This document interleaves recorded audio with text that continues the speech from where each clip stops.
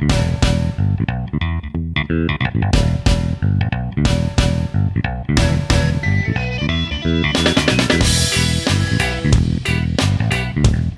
boys and girls. There was college football on my television last weekend. Carla is on my computer right now as we speak, and I'm pretty sure that means it's time to start the 10th season of the Carla and Crappy Show, guest starring Baby Fox. Carla.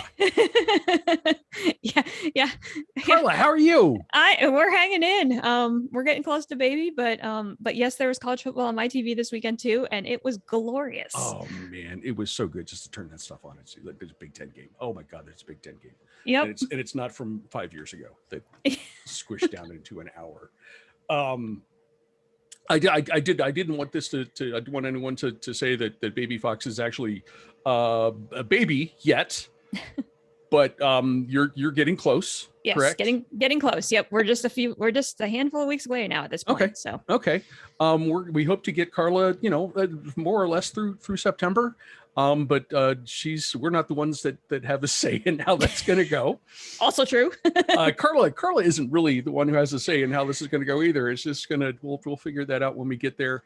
And then I'm still planning on how we get through the season until she's ready to return, until she comes off the reserve list or whatever we can call that. But in the meantime, there's no reason just to not treat this like it's college football season, because it's college football season. It is. We're so glad it's back. So glad it's back. And I know there's little mentions of COVID here and there, but it really feels like this year is going to be close-ish to normal. Once everyone gets started. Hi, Charlie. Once everyone gets started, here's my baby. Thank you, buddy. Once we get started in earnest this weekend, say with Ohio State at Minnesota on Thursday night. Yeah. I might be up for watching that one. Let's do some football stuff first. Okay. And this is stuff we touched on a little bit, sorta, in our summertime special. But again, things have changed again. Sort of. We're not really sure what it means. But there's a thing called the Alliance, which makes me hear the Star Wars, the Empire theme. Dun dun dun dun dun dun. This is some kind of agreement between the Big Ten, the Pac-12, and the ACC. I think probably intentionally there isn't a whole lot that we know about what's going to happen with this, what it's going to mean. There's apparently an emphasis on continuing non-revenue sports, emphasis on the importance of student athletes. There will be some kind of scheduling component. We don't know what that means. Presumably this group will act as a voting bloc to maybe serve as a foil to the real evil empire in the SEC. We know, and we'll get to this a little bit more. They're going to pump the brakes, it appears, on playoff expansion. It may be, at least initially. We'll see how that goes. And in the case of the Pac-12, they are not expanding. And the Pac-12 said that specifically. Notable to me that the Big Ten and the ACC did not. Yeah, that's a good point. But we'll talk about expansion a little bit in just a second. Carla, I know there isn't a whole lot we can actually say about this because there isn't a whole lot that we actually know. But what is your impression about this announcement that came last week and what it might mean in the future? Yeah, it's an interesting thing. Because it was previewed for such a long time, and then for like several days before the announcement was officially made, which was kind of interesting. Yeah. Couple of quick thoughts about it is that I think the brakes were pumped on playoff expansion at this point because everybody's just trying to figure out what this alliance means. Mm-hmm. I still think it's going to come back into play. Yeah, I think so too. I because there's so much momentum around that proposal that I think it's going to come back. So where I see this alliance kind of being beneficial is I think for those three conferences, it's a really interesting idea when it comes along the idea of getting playoff berths. because it's going to immediately kind of give them a leg up a little bit over an SEC that now has to schedule so many conference games. Yeah. That now here you're going to have 3 conferences you're assuming that every team will play at least one other team in one of the other 2 conferences. Mm-hmm. And that's going to take a while to sort out. And I think that's probably why we don't have a lot of information about this, because there's already so many agreements years down the road. I think that could be a beneficial thing, right? That's always been one of the biggest knocks on sometimes the Big Ten in particular, in the lack of, and it's getting a lot better, but the lack of strong non-conference opponents. Right. I would at this point say I'm obligated to point out that no one in the Big Ten is playing Presbyterian. Right. At any point. Agreed. SEC folks. Yeah. But this is going to even help that even further. Yes, I mean, if you're guaranteed to play a Pac-12 team and an ACC team, finally we're going to be able to have some measuring sticks, right, to see how these conferences play up against each other. So I like that aspect of it. I think this benefits the Pac-12 more than anybody else. Definitely, because it's going to get them better playing time. Because the East Coast bias is not going to be able to be a thing anymore, because they're going to want to schedule those games at times that East Coast teams are able to watch it. So I think the winner in all of this is the Pac-12. I agree. But it'll be interesting to see how it kind of all plays out and what it means outside of, I mean, it's going to be real fun at basketball season. But the Big Ten and the ACC already kind of had an agreement. But it'll be interesting to see how that kind of plays out in other sports that aren't football. So yeah, we'll just kind of wait and see what more information comes out. The thing I am curious about, and this is because I'm always curious about what possibilities are for more involvement with Notre Dame. Notre Dame has a multi-year agreement with the ACC in place. They have to play, according to this agreement, 5 ACC teams a season. This is not as a member of the ACC in football. They're a member of the ACC in everything else except for hockey. But how does that work with them? Are they just considered to be part of the ACC for this agreement? Or do they suddenly, do they got to figure out, do they schedule more Big Ten teams? They usually play 1 or 2. There's Southern Cal every year, Stanford a lot of years. I think that's been a longstanding thing for a few years now. Really curious about how that goes. And if that's a nudge at some point to get them to consider not being an independent, maybe perhaps wishful thinking on my part, because I will make this clear once again. I would love to see Notre Dame in the Big Ten, but I don't know that this would mean that, or if they would consider it, but that is one of the things that I'm really curious about, how this would go. I don't know that we're going to find out much else like during the course of the season, because some of this is just, scheduling component. As you said, college football schedules are done so far ahead of time. Non-conference schedules that, you can tinker with those a little bit, but it would take a lot of heavy lifting, I think, to actually get some kind of scheduling thing in place in the next couple of years. So for right now, it feels like, I mean, I guess I don't want to say hypothetical, because they stood in front of their Zoom calls and all said, this is an agreement and we're going to do this. And the reporter said, great, what are you going to do? And they're like, well, we're going to do it. Yeah. So we'll see how that plays out. That's something that you and I could probably, if we want to keep this show going, for year 15, we'll still be talking about the Big Ten, Pac-12, ACC alliance, and maybe what would happen. I don't know. I did want to touch on expansion. We talked about this a lot in the summer show. I'm curious because 2 things. Number one, the Pac-12 announcement that came just a couple of days ago, that they're not pursuing expansion right now, and the deafening silence of the Big Ten and the ACC on the same point.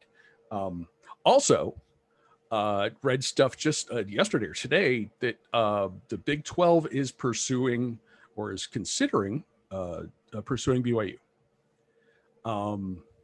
My question, and this is the big question that I came across, because I don't think, if last year, if the Big 12 had said something to the BYU, I think BYU's like, yeah, we'll let's get us in a Power 5 or Power 5 conference.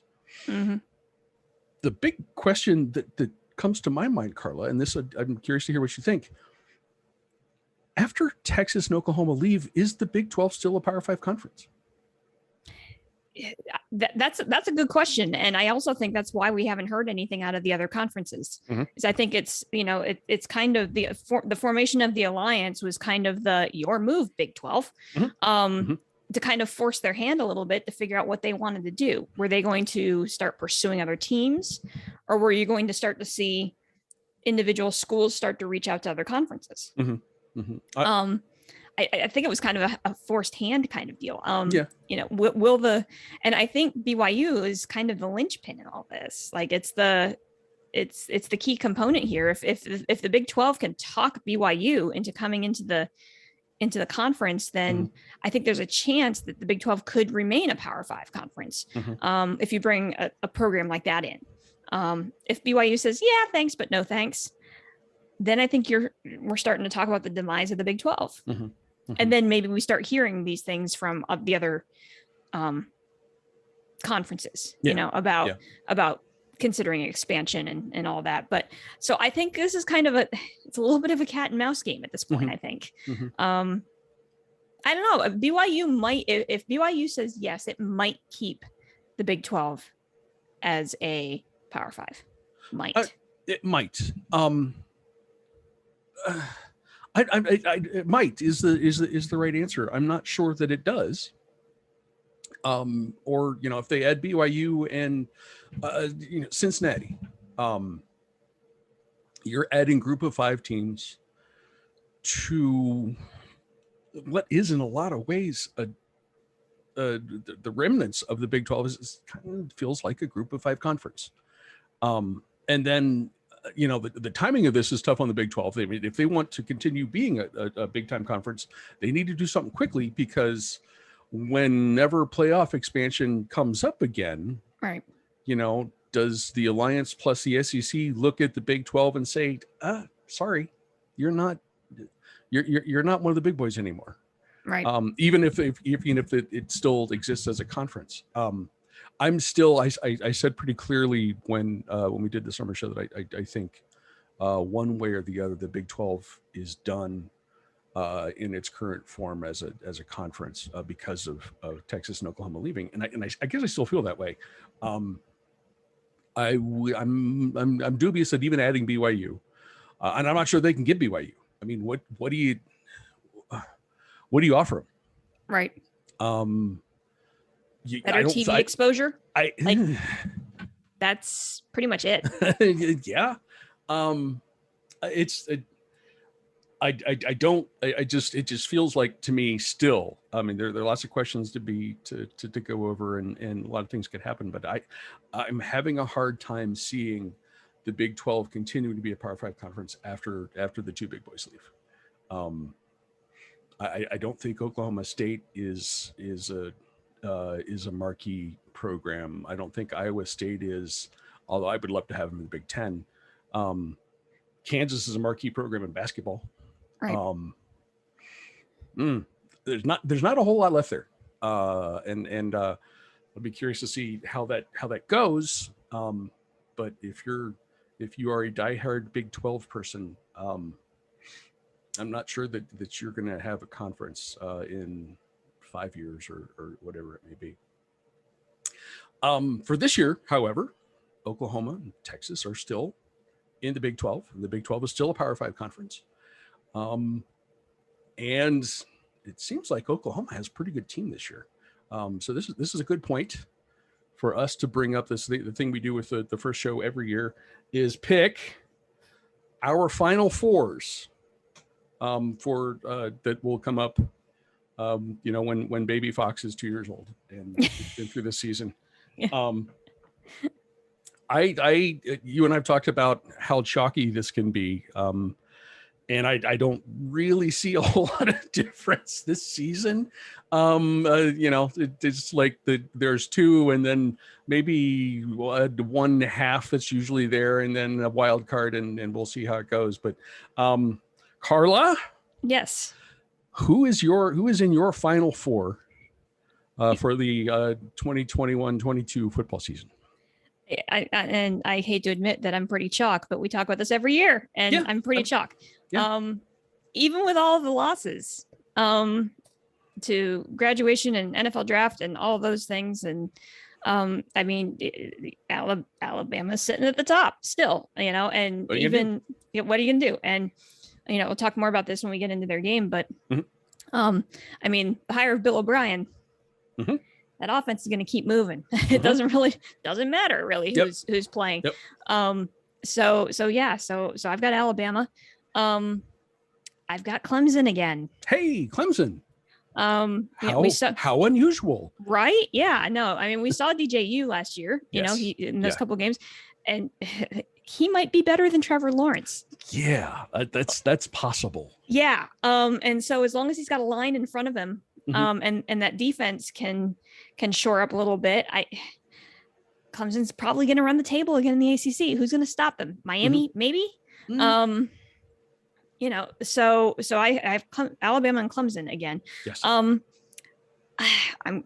putting your Buckeyes in. Hey! Which because I think whoever wins the Big Ten is going to get in, and I think this year maybe more so than any time in the past 4 years that we've had this show, I feel much more confident about an Ohio State conference title this year, even though it was an interesting fact brought up by Game Day, because that came back on Saturday. Yep. That this is the first time in like 60 some years that the starting quarterback at Ohio State will have 0 passing attempts. True. It's true. So even with that inexperience and still trying to figure out, who's filling the roles of everybody that went to the NFL, I Penn State and Wisconsin are probably your two best chances to get somebody other than Ohio State in the playoff, but I don't see it this year. Okay. So those are my three. The fourth one's kind of interesting. I narrowed it down to 3 teams. Oh, geez. Okay. So there are 3 teams I think can vie for this 4th spot. Oklahoma, like you mentioned. Yes. Oklahoma looks really, really good on paper. It all boils down to their offense is going to be spectacular, right? Spencer Rattler and that offense is going to be spectacular. It all boils down to the same thing we talk about out of Oklahoma every year. Can the defense perform? Yes. Consistently? Yes. It's getting better, but that's always been the knock against Oklahoma. They can't play defense. So Oklahoma, definite possibility. Another possibility, Georgia.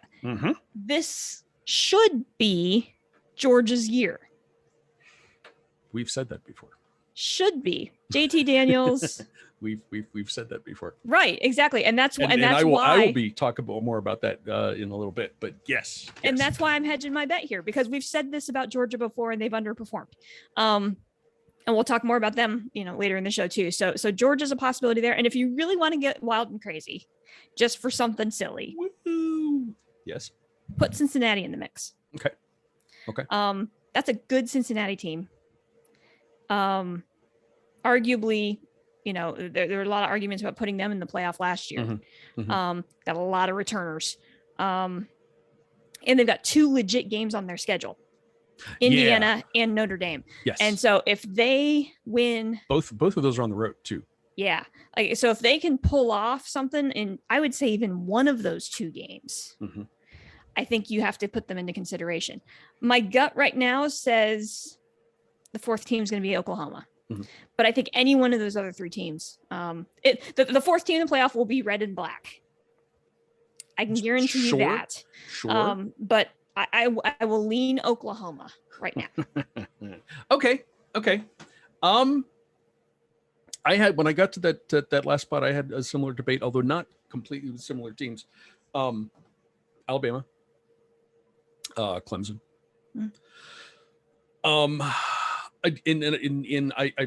Ohio State is next, although I have them 4th in the 4th spot of my list. Excuse me here. and maybe hedging bets a little bit, just based on the fact CJ Stroud, by all accounts, is an excellent quarterback. Had a really long quarterback run for a touchdown some game late in the 2020 season. So I mean, the dual threat thing is real, but we'll see. I picked Oklahoma for the wild card spot. I have them third in my listing here. I could have. I thought about Iowa State, and that's something that will probably get decided head to head. Cincinnati, I think they largely determine what happens themselves, and if they can win on the road, if they win the state of Indiana championship, by winning at Notre Dame and at Indiana, then man, you got to give them a look. That would be really tough to keep them out at that point. But Oklahoma's offense is going to be nightmarish if you have to play them, or you might have to play them. Charlie is sitting on my mouse, so I can't. My notes. Oh no, he's making the thing. Hey, you come here. Ouch. Ow. Cat's biting me.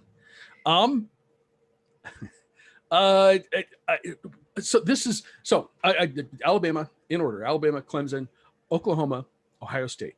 This is not a prediction, but I can see I am this confident about Oklahoma, and yet, that's for some reason is still like the variable in my Final Four. But I would not be surprised to see Oklahoma come away with the title. The defense has gotten better every year, especially since Ohio State's own Alex Grinch arrived there to be the defensive coordinator. And Spencer Rattler is maybe I could see a contest between Rattler and DJ at Clemson, who's going to have the best quarterback numbers this season. But I would not be stunned. I would not be stunned if Oklahoma kind of sneaks its way into this thing and comes away with a national championship.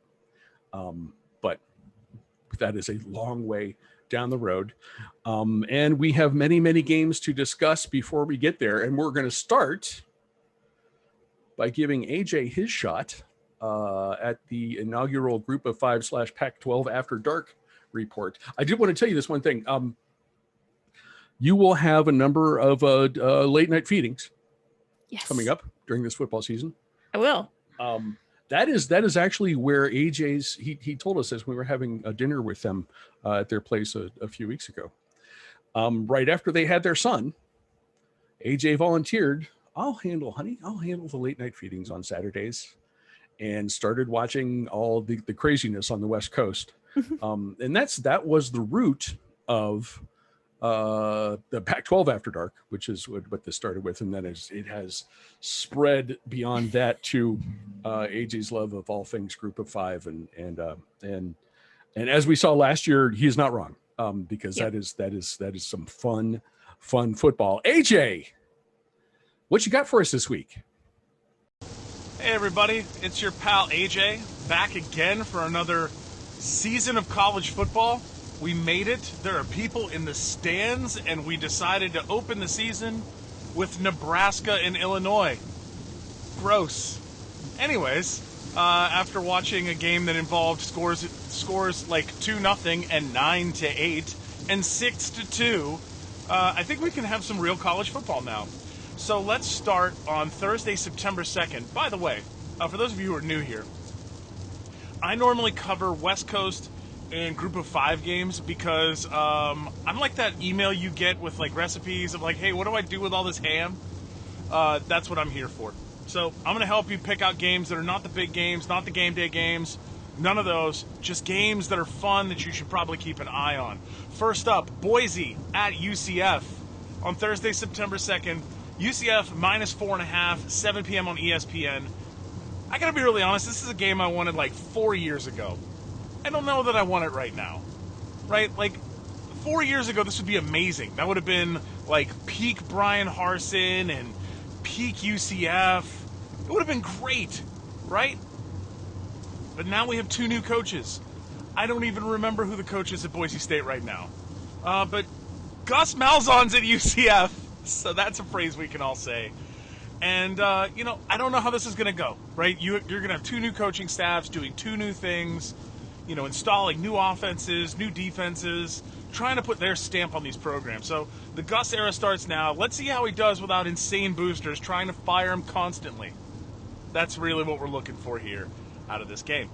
Later on that evening, 10 p.m., because late night football back already. Hooray!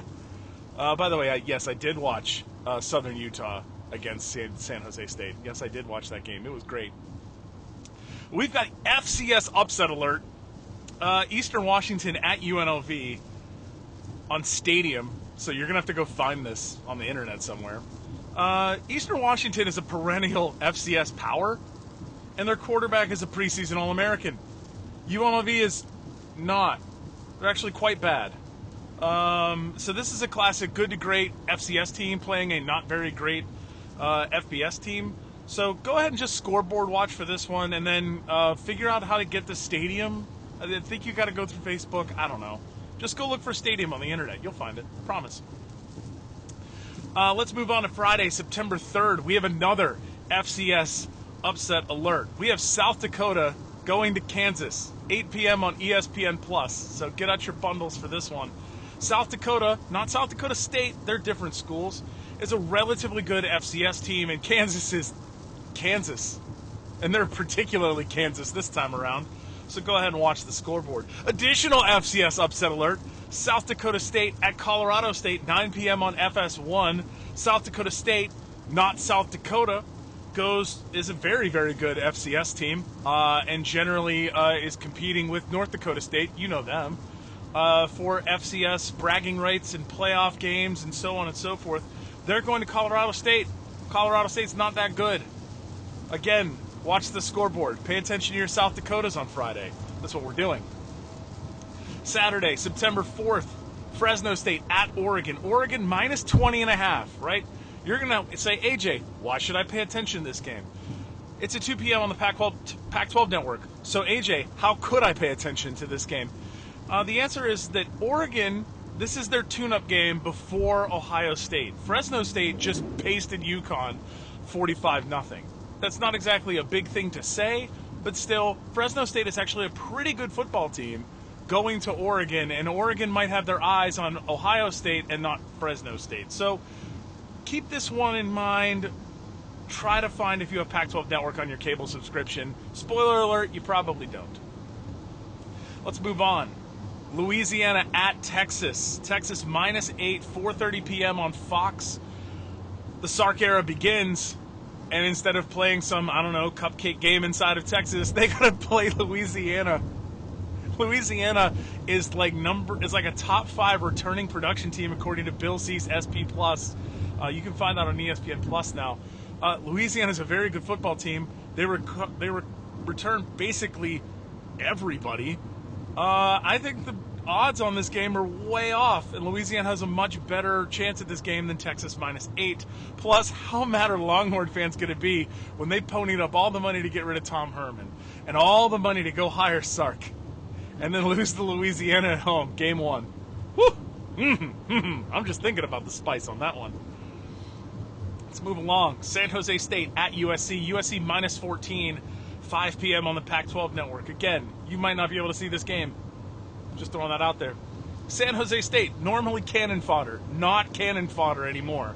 Nick Starkel is a very, very good quarterback. He finally found a home, right? It's like a puppy who, went to a couple bad places, lived on the street for a bit, and then they finally found a good, loving home for him. Nick Starkel is awesome at San Jose State. They're playing really, really good football, even though they really kind of only sort of have half a stadium. They're playing at USC. This could be fun, is all I'm saying. Just keep your eyes on this one. Actual good game alert. Texas Tech at Houston. Texas Tech -1.5. This is a neutral site game, 7 p.m. on ESPN. Two relatively even teams. Houston, pretty good. Texas Tech, also okay.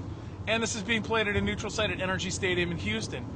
This is a G5, P5 game that could go either way, and Texas Tech being 1.5 point favorite at a neutral site. I want to watch the heck out of this game. Additional possible good game, if a bit dull to watch, Nevada at Cal, 10:30 p.m. on FS1, baby. That's right, West Coast football back. Nevada has a really, really high-flying offense. Cal has a very, very good defense. Cal does not have an offense, so it's not like they're going to score points. Over-under this game is 52.5. Smash that under. Or Nevada's going to be doing a lot of work here. And finally on Saturday, Portland State at Hawaii, 11:59 p.m. Eastern Time. I'm only mentioning this game to pay my respects to the legend, Robert Kakala, R.I.P. Robert Kakala. The sport lost a hero and a legend, and rest in power, Robert Kakala.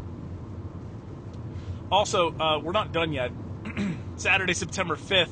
Are we talking about FSU, Notre Dame? Absolutely not. No, absolutely not. I don't care about that game in the slightest. What I do care about, HBCU Showcase. We've got Jackson State at FAMU, 3 p.m. ESPN2. Coach Prime leads Jackson State to Miami to face FAMU, Florida A&M. I really do hope ESPN brings in Mark Jones, Robert Griffin III, yes, that RG3, and Jay Walker. This is the group that called the Alcorn State NC Central game last week. They had an absolute blast. It was super fun to watch. They showed the bands. It's really, really great. I really do hope ESPN continues to showcase the HBCUs, but it should just be fun to watch these two teams play. And finally, Grambling versus Tennessee State on 4 p.m. on this channel that involves the NFL Network. I guess they have their own channel now. Eddie George makes his coaching debut as the head coach of Tennessee State at Canton. Yes, that Canton, the Hall of Fame, that one. It's awesome to see HBCUs get national television attention. They deserve so much more than what they get. They truly have talented teams, deep traditions. The bands are amazing, and just put them on TV. Also, during these games, when it goes to halftime, go find the Undefeated. The Undefeated will show the halftime in its entirety in the all-22 format. Shout out to Carla for getting her. She can get her band geek on these ones. So please watch these. Your Big Ten bands could never. This has been the Group of 5 HBCU West Coast Football Report. Just let's eat the whole hog. Football's back. Let's go. Thank you, AJ. It's only fair that since he got to talk about actual games this weekend, Carla, you and I should do the same. Hooray! Yay! And we're going to start. I know, isn't it? We're starting. This is the start of the 10th season right here. Right here. And we start with Big Nude, a thing that did not exist 10 years ago.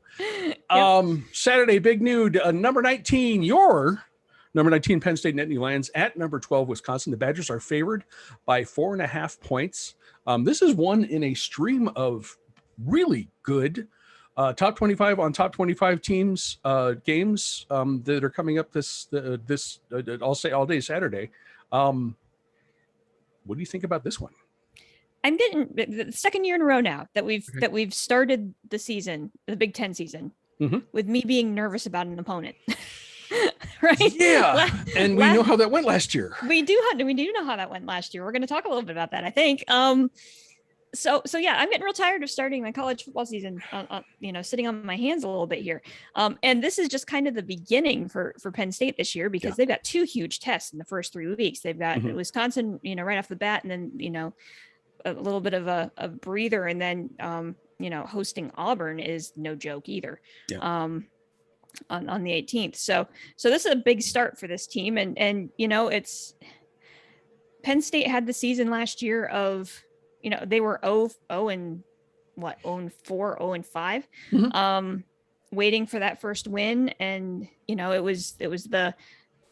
it's the pandemic. We had kids sitting out. It was just lots of stuff going on. And we're going to find out real quickly this season whether or not that was legit. It's time to kind of figure out, if the rebound at the end of the season was actually what the team had the potential to be. will the real Penn State please stand Please up? stand up. Exactly. Yeah, that's kind of where we're going to be for these next 3 weeks. On paper, the offense should be okay. And this is so weird to say about a Penn State team, but we've said it a lot in the last couple of years. The big question here is the defensive line. And that's not a great question mark to have in week 1 when you're going up against a running back like Jalen Berger. Right. The one thing playing in Penn State's favor here is the fact that at running back for Wisconsin, they don't have a ton of depth. And that's the mojo of Wisconsin, right? It's a different back and a different back and a different back, giving you different looks, different schemes. Right now, it's kind of Jalen Berger, and they're not sure who else. So that's a glimmer of hope. But man, for a unit that is a little bit questionable to start a season against a good running back like that, that's a tough ask, especially on the road. On the Wisconsin side, Graham Mertz wowed us all in week 1 last year. I remember it was a Friday night game and we were texting each other and we were like, who is this kid? Who is this kid? Right. Exactly. We're like Wisconsin's going to win the Big Ten. And then he just kind of fizzled out. It was like that one game and then fizzled. And so we're going to find out what Graham Mertz is really all about this year. Yes. Wisconsin brings back a whole bunch of experience and depth out of the best defensive unit in the conference last year. They also they bring back 8 starters on their conference beds, defensive unit. This is a tough ask of Penn State. I have to pick my nits, right? Like I can't pick against them in week 1. Sure. And I think there will be some motivation here after what happened against Indiana last year. I think for the players that went through that in week 1, I think that will be a motivating factor here. But this game's going to be tight. It's going to come down to the very end. We'll say Penn State ekes it out. Okay. Behind Sean Clifford. We'll see. It's gonna be a tough Saturday for me, I think. It's I want to see Sean Clifford be able to play in a more comfortable position than he did for much of last year. And that wasn't all of his fault, as you referenced. The guys who sat out, as they were permitted to do. There were injuries, particularly among the running backs. There was I want to say it's kind of inexperienced offensive line. Yeah. And I recall just watching Penn State, especially the first half of the season. Sean Clifford is just being put in a position where he's got to win the game, and he's not that guy. He is not that quarterback. He's a very good quarterback. I've seen him, when he gets in rhythm, he plays very, very well, but he's got to have running backs behind him. He's got to have a running game behind him. And for too much of last season, Penn State didn't have that. So, and now I'm like, so I think that's going to get better. But and then we're talking about Wisconsin's rushing defense, number 1 in the conference, 5th in the country. Certainly, they had to replace a couple of guys in the interior line, but I think just as it is, they have the best linebacker group in the conference. And to me, that adds up to kind of more of the same. If Penn State has trouble running the ball on Saturday, and they might, that's what Wisconsin does. That's going to be tough. That's going to be tough. The good news, Carla, is Penn State's going to be better this year. I really believe that. But Camp Randall is a really, really tough place to try to get well. At least it's a noon kick. There's that. Yeah, there's that. It's I gotta pick Wisconsin in this one. I'm Big Ten East, and I have that solidarity, and I want to see it happen. But I think Wisconsin's going to start this season off with a win there. 3:30 on Saturday, the annual Sacrificial Lamb Bowl. in Atlanta, Georgia. This is where number 1 Alabama invites some ranked team to come play them on the first game of the first week of the season, and just slaughters them, because that's how it goes. This year's victim, number 14 Miami. Bama is favored by 18.5 points. I'm excited to see Derek King again. Yes. This year, I'm excited to see Miami, but not this game. No. Yeah, no. And this is, when we were talking about the playoff and, the playoff picks, and saying that, new quarterback, new running back, mostly new wide receiving core. Mm-hmm. None of that seems to matter with Alabama, especially when you've got Bill O'Brien now running the offense. And, and why I have so much confidence in that is because, heck, rewind almost 10 years now, and look at what Bill O'Brien did at Penn State during the sanction years. He has proven that he can do a lot with a little bit of talent.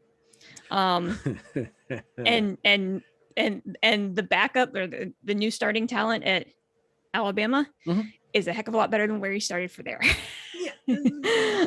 So he's got a proven track record. He doesn't need the names. He doesn't need, his offense work. Heck, he lasted longer in the NFL than a lot of college coaches do. So give him credit for that. The scary part about this is that, as much as there are question marks on offense, as much as there can be question marks on offense with Alabama, the defense should actually be better. And this was an Alabama defense that we knocked on a couple of times last year, because it was not the Alabama defense we were used to. And rightly so. They had a stretch in the middle of the season where they did not look Alabama-esque. Right. Yeah, the game against Ole Miss in particular is the one that stands out to me, where they gave up 450 yards or something ridiculous amount like that to a Kiffin offense. So there were a lot of question marks on now. If there was a weakness in that team that won a national title, it was that the defense wasn't playing up to Alabama standards. That shouldn't be an issue this year, because so many starters are returning. Miami has that same problem. When we're talking about defenses, that's been the problem with Miami. Yes. And on the national stage a couple of times last season, it was painfully obvious that Miami could score with anybody, but couldn't stop anybody. Yes. And you're right. I'm very excited to see Derek King back. And so how Miami the offense is going to be fine there. But man, going up against an Alabama defense in week 1, that's tough. And how Miami has tried to solve the defense problem is that head coach Manny Diaz essentially he demoted his defensive coordinator, and then he left. And so Manny Diaz has named himself defensive coordinator. So I know just the guy. Yeah. So if he's going to fix the problem, it's going to be him. Yeah. So it'll be really interesting to see how this all kind of plays out for Miami. But yeah, no, Miami might keep it close early in the first quarter, because I think it'll be a shootout early. But yeah, Miami's not gonna be able to stop that Alabama offense. And Alabama wins. I'm actually kind of bullish on Miami this season. If Derek King is healthy, and that's coming back from an injury, that's not as dicey as it used to be, but still that's a thing. If he hasn't lost a step, he could be the most fun quarterback in the country to watch. And if we're talking about big schools, I think Miami's defense is going to be better than it's been in a couple years. Some of the issues that they've had last year, the year before, that's related to experience. It's related a little bit to discipline.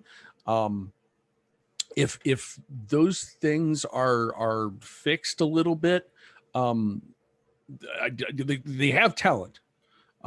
They're as fast as any Miami team, and I think that is a thing where they will be improved. Interesting thing to watch is that they don't have Clemson in the regular season in the ACC, so I could very easily see a Miami Clemson ACC title game, which could be a lot of fun. I'd be really curious to see how that goes. Carla, and here's where you should ask me, Crappy, why are you talking about the ACC title game? Why are you talking about the ACC title game? Because there are only 3, maybe 4 teams capable of beating Alabama this year, and Miami is not one of them. That's why. Alabama wins this one. Line's probably ultimately pretty close. Yep. Also at 3:30 on Saturday, number 17, Carla's favorite team, number 17, Indiana, at number 18, Iowa. The Hawkeyes are favored by a minuscule 3.5 points. What do you think, Carla? Yeah, I was gonna make a clip about this, but you beat me to it on the. You're gonna make me talk about freaking Indiana again in week one. I know. Yes. It's the meme from last year's show that just it just continues on. Welcome to 2021. Let's talk about Indiana. It's fine. Indiana nicely filled the role of. Yeah, we'll get through this. Indiana nicely filled the role of both spoiler and overachiever last year. Yes. In the Big Ten. Spoiled a lot of seasons based on, preseason scouting reports and those kinds of things. The overall kind of perception from other coaches in the league was that Indiana overachieved for what they had, and good on them. They put together a heck of a season. Someone who didn't overachieve, who proved his real strength at quarterback was Michael Penix. I mean, he is the real deal. And the good news for him is that a very strong receiving core returns. Yes. His leading receivers are all back. So that's that Indiana offense that we saw last year for the most part is intact. The biggest challenge for Indiana this year is that, and this was the biggest knock on their offense, was they got to find a run game somewhere to be able to take some of the pressure off of Penix in that pass game. Kind of throw some defenses off a little bit. There are a few offensive line questions as well, and that would impact the run game. So there are still a few question marks here. Will the offensive line kind of fill itself out? Can Penix stay healthy? And can they find a run game? But Indiana also has some solid returns on the defensive side of the ball. Yes. So this is going to be another good Indiana team. Right in the mix of the conversation, I think, of the East. Are they going to battle for a title? No. But I think they're going to be right in the thick of things. It wouldn't stun me if Indiana finished second in the East this year. That wouldn't stun me. Okay. Iowa, on the other hand, started real slow, the exact opposite of what Indiana did. And then found their rhythm and rolled off 6 straight to end the season. Spencer Petras kind of found his rhythm later on in the season. Right. At quarterback, Tyler Goodson returns as running back, and he ended up being a pretty solid back for the Hawkeyes. The challenge for the Hawkeyes this year is that they lost their primary receiving targets. But the replacements that are coming in for them actually were in the rotation pretty regularly. They just weren't starters. Right. So they do have quite a bit of experience coming back at the receiver position, even though on paper it doesn't look like it. Something we don't ever talk about with Iowa, defense. Defense has some big roles to fill. They lost a lot to the NFL in graduation, and there's some question marks on the Iowa Hawkeyes defense, and that's not something we're used to talking about. That's when you think Iowa, you think defense. So this is a really interesting matchup. It's the team that underperformed at the beginning of the season, but then found its stride, versus the team that overachieved the entire 2020 season, and landed itself, in a really good spot in the Big Ten. This game is at Iowa, and normally I would say that's an advantage for the Hawkeyes, but it's an afternoon game. Right. So you lose some of that mystique. I'm going to go out on a limb and say Indiana wins this game, but I think it's going to be really, really close. These two teams are pretty evenly matched. I think it might be a slow starting game as both these teams kind of get their feet underneath themselves, but I'll lean Indiana. I think they've got the better overall package right now. Okay. It's funny when you look at like team stats for Indiana last year. You're kind of like, for Indiana, it's impressive. If you're, aware of Indiana's history, the history of the football program. But you're like, how did these guys do that? The thing you said about, talking to opposing coaches was like, well, they overachieved. I mean, completely. And they did. I think the most noteworthy thing, Penix was awesome before he got hurt. and you mentioned the wide receivers, and they have a bunch of good ones. Yeah. But the biggest thing was Indiana's defense, and not maybe not overall. The numbers were good. What do I have? Fourth in the conference in scoring defense, fifth in the conference overall defense. But like 17 interceptions. And that may be the one stat that is the most telling. They were so good at takeaways, and that will that's sort of the de facto running game for the offense, right? Yeah. Suddenly the offense has the ball again, and sometimes in pretty good field position. And then there's just intangibles. I mean that. You could argue that the win over Penn State was the biggest win in Indiana's football history. Yeah. I would tend to buy into that. Maybe an IU historian could argue something different, but I think it's got to be up there. And then you've got a team that has completely bought into what Tom Allen is selling. And that's worth something. That's not just hocus pocus, particularly in the college game. That's worth a couple wins that you might not get. Yep. And I'm not talking about Iowa a lot here, because I think Indiana's going to win this game. And then I look at kind of the bigger picture, and it is a tough road for sure. You mentioned that they play Cincinnati. That game is in Bloomington. Ohio State is in Bloomington as well. Tom Allen's got to be looking at the game at Penn State later this year and going, "Oh crap," because that's. They also got to go to Ann Arbor. Their rivalry game against Purdue is on the road. None of those. Whatever jokes we can make about Michigan, none of those are easy games. So they have a tough looking schedule this year. But I think they will start with the win in Iowa City on Saturday. At 4:30 on Saturday, let's get into some Group of Five versus. What do we call Texas now? I don't. Who do they belong to? Number 23 Louisiana at number 21 Texas. The Longhorns are favored by 9. Sark can't be happy about having this as his opening game, right?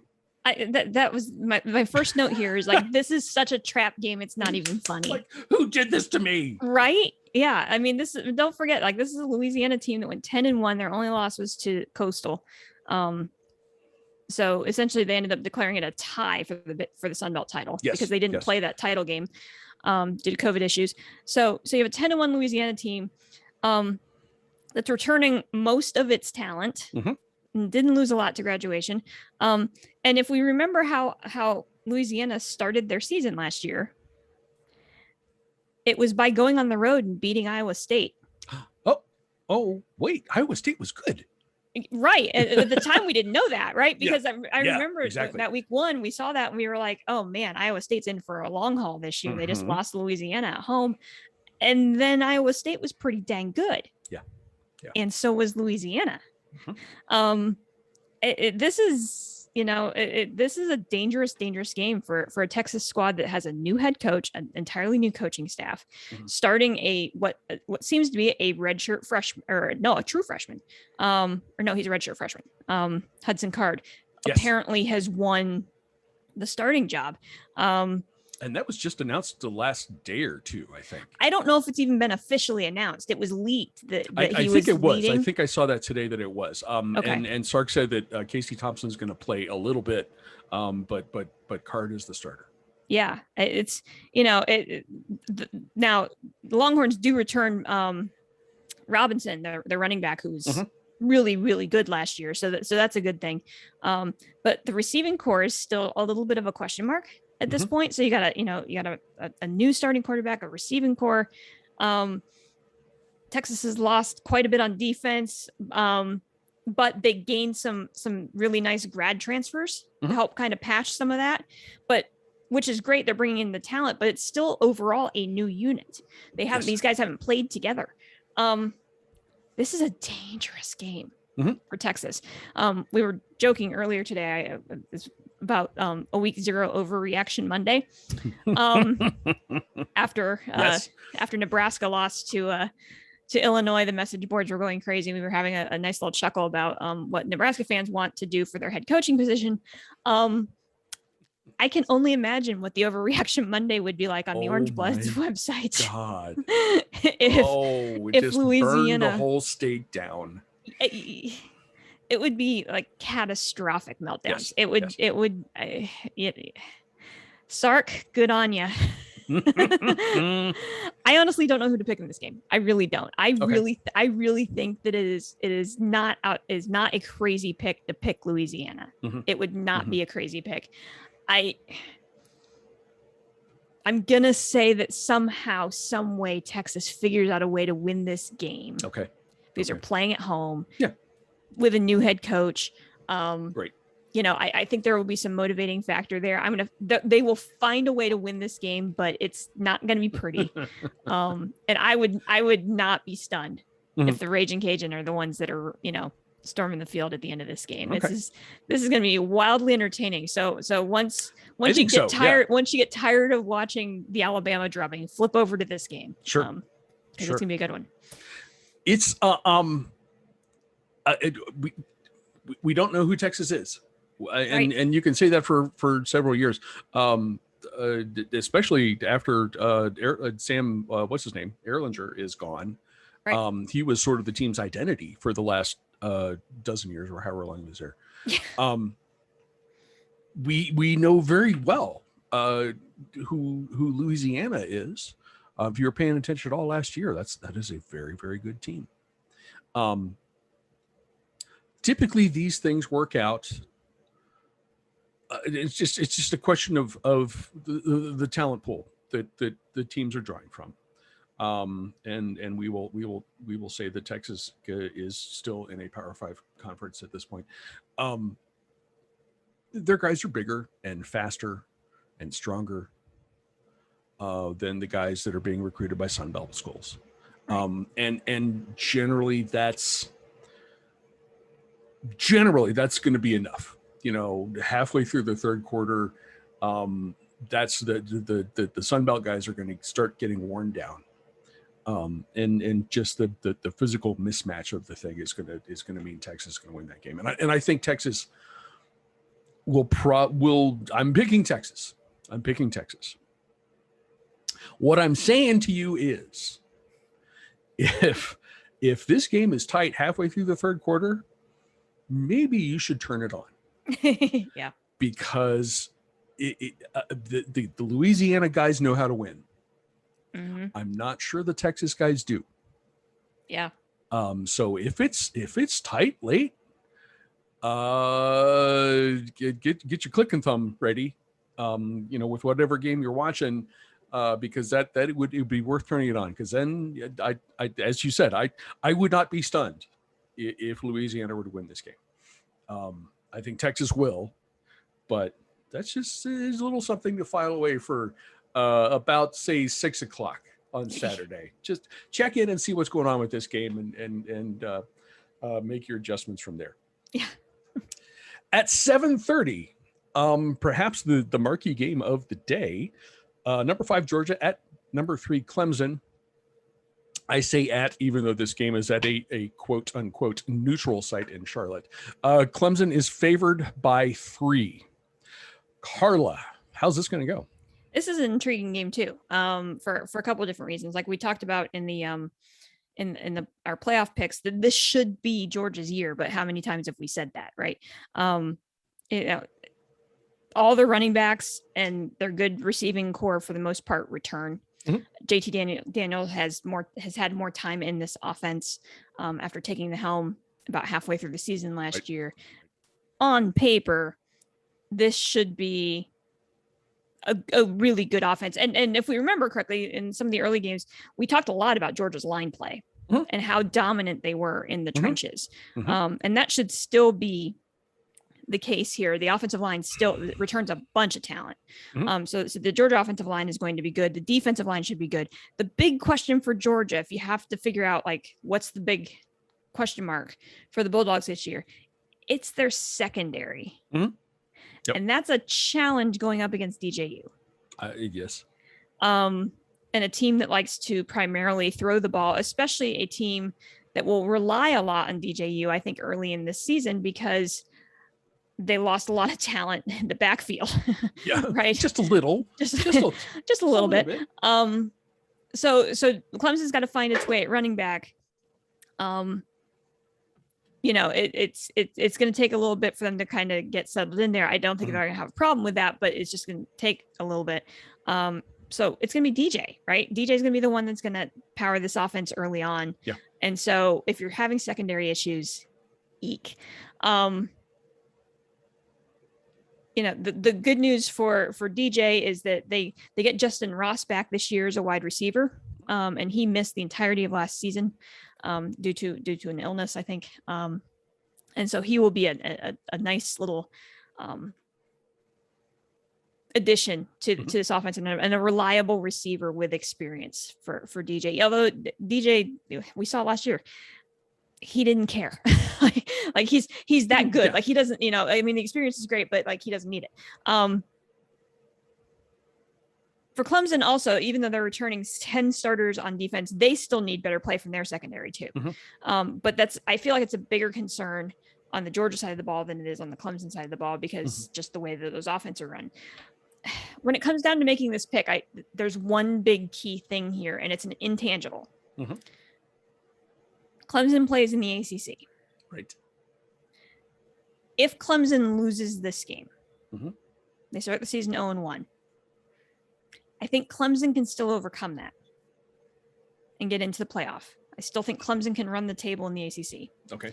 Even with a loss to Georgia, I think if they are able to run the table in the ACC and win the ACC title game, that there would not be much argument about putting them in the playoff. I don't know if Georgia has that same luxury. I feel like, is that because of their recent history, or just strictly because of the competitiveness of the SEC?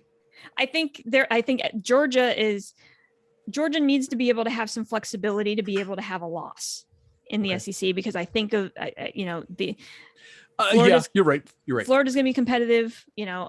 There's more opportunities for Georgia to potentially lose a game than there is for Clemson to lose a game. And so this is there's a bigger motivating factor here for Georgia. I also think it's a mentality thing. We keep saying this is Georgia's year. This is Georgia's year.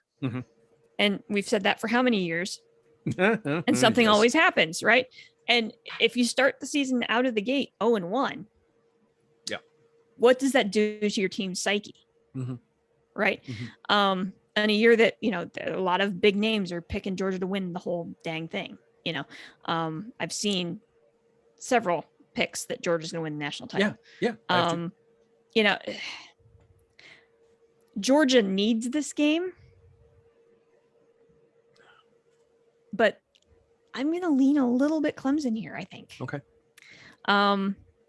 Location of the game, DJ, secondary questions for Georgia.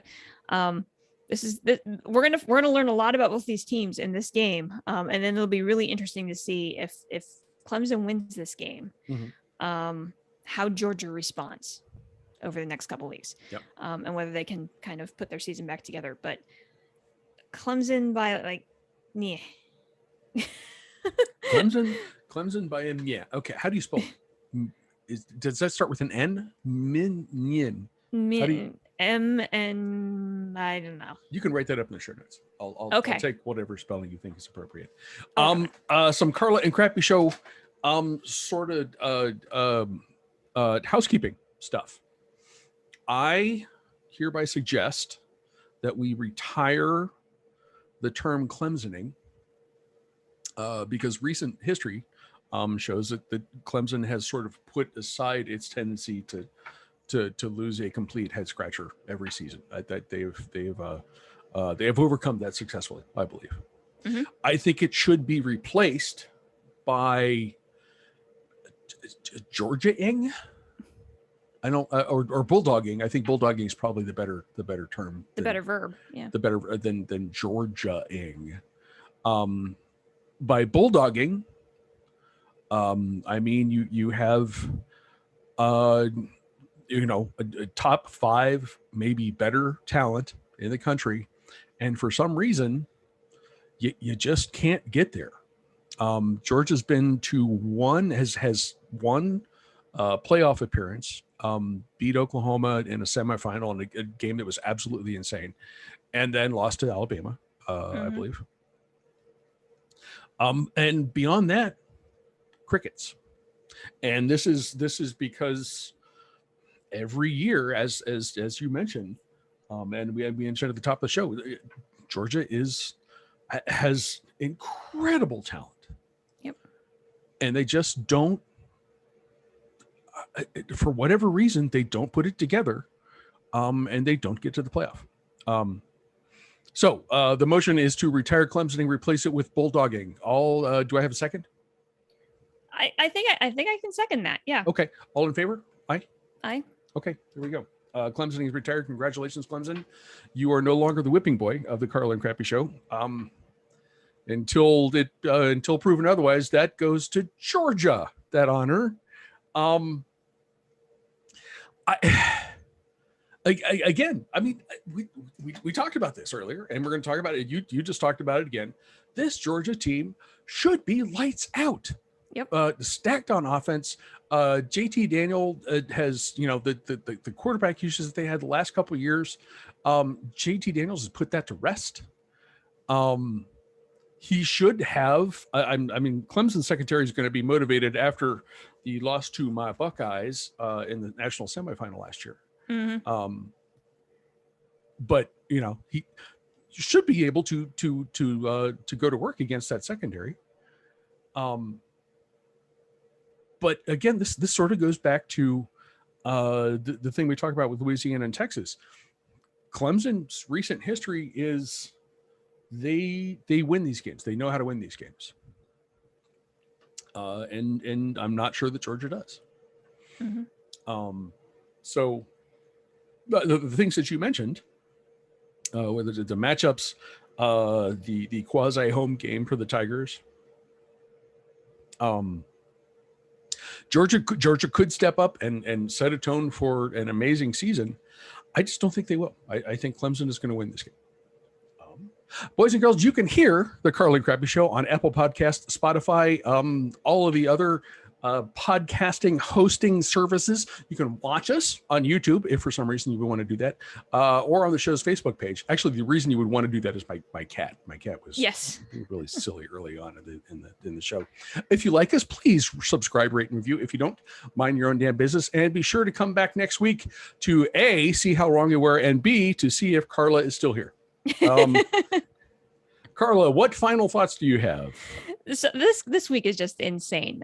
I'm so thrilled to have a week 1 college football where there are so many good games, and it's fabulously insane. And we have, and it's been a couple years since we've had one of these kinds of weeks. Like the last couple years, it's felt like, well, 2020. Just throw that out the window. That's fine. But like 19, I like the games were just weren't spectacular in week 1.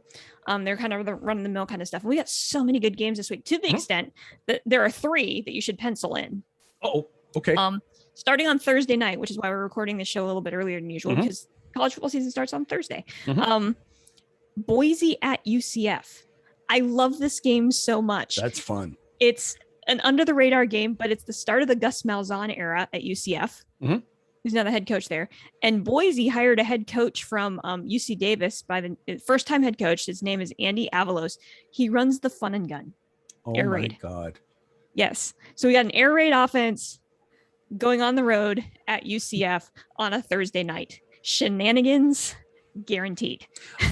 I will be watching my game, but I'll keep my eye on that. That'll be like an iPad game. I think that's what we'll do there. That's gonna be one just kind of keep your eye on. Yeah. Friday night game that caught my attention was Sparty at Northwestern. Mhm. That's a sneaky good game. Mhm. We'll find out if Northwestern is as good as they were last year. I would pick Northwestern in that one, I think. Yeah, it's gonna be really interesting, and the beginning of a new era at Michigan State.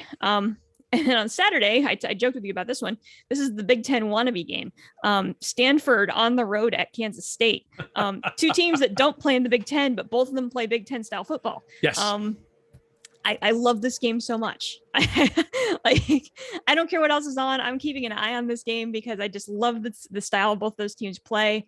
That's a really intriguing game. I'm not sure. I would lean Stanford, I guess, but we might have the first inaction of the Stanford postulate. Geez, there it is. Okay. There it is. Yep. Week 1, we might be talking Stanford postulate because I would think Stanford should win this game. They probably have more talent on their side of the ball. I would think so. But on the road at Little Manhattan, don't underestimate that environment. That's tough. So many good games down the schedule stuff. It's not top 25. Like, go spend some time, go through the schedule, find some of these undercard games and pay attention to them. It's gonna be a real fun weekend. I will not be doing that on Thursday night. I will be paying attention to the overcard. If it's the other games of the undercard, that would be an overcard. My Buckeyes are traveling to take on Jim Tressel Jr., PJ Fleck in Minnesota, Minneapolis. It won't be snowing, to my immense disappointment, but that's okay. But there will be boat rowing, apparently. I mean, the Mississippi River's right there, so they can row the damn boat all they want to. But the game I will be watching Saturday night, and I think this would qualify as an undercard game. We mentioned in the summer show, that Ohio University's head coach Frank Solich has retired. At 7 p.m. Saturday in Athens, Ohio, the Tim Albin era begins for the Bobcats. Albin has been Frank's offensive coordinator for 2 or 3 million years, which is almost as old as Frank is. And it starts with an interesting home game. The Bobcats are hosting Syracuse. I should point out the symmetry here. After being unceremoniously dismissed and taking a season off from Nebraska, Frank began head coaching at Ohio University in 2005. Frank's first home game as head coach of the Bobcats was against Pitt, another ACC school. Although at that point, I think they were Big East. Big East at that point. Both of them were Big East. In that game, which was at that point the biggest attendance, the record attendance in Peden Stadium, OU beat the Panthers 16-10 in overtime. So the Tim Albin era starts. His first home game, his first game as head coach, will be against an ACC opponent. Syracuse is favored by 1.5 because I think Las Vegas just said, look, we can't pick an ACC, or you can't pick a MAC school over an ACC school. You can't do it. We can't do it. I am telling you right now, Tim Albin and the Ohio University Bobcats will beat Syracuse on Saturday, and setting off another glorious era in the long storied history of Ohio University football. I don't doubt that. That would not. I would put money on that. That's 2 picks right there, boys and girls. That's whatever games you watch. Carla's point about this being an incredible opening weekend is right on. It is a nail on the head, and whatever other idioms you want to use. It's going to be a fabulous weekend of college football. And please don't do anything on Saturday. Just don't. Just sit down in front of the TV and watch all this stuff, because it is going to be incredible. Carla, I forgot. Please. One very quick last thing that I should have put in earlier. I really wish I had something other than water, because this would be the only correct way to do this. But we talked about Frank Solich during the summer show. I would be remiss if I didn't raise my glass to the late Joe Walton, who passed. Oh, right. You're right. Oh, just a couple weeks ago. founder of the Robert Morris. For those of you who don't know, I went to Robert Morris so much. I liked it so much. I went there twice. Got both my degrees there. The school's so nice. Carla went there twice. I went there twice. But Joe Walton was the founder of the football program there, and he was just kind of getting started when I started my undergrad. The program was pretty new, and I posted this in a Twitter thread that as a budding sports journalist, Joe treated the student media just as professionally as he would have treated any other member of the media.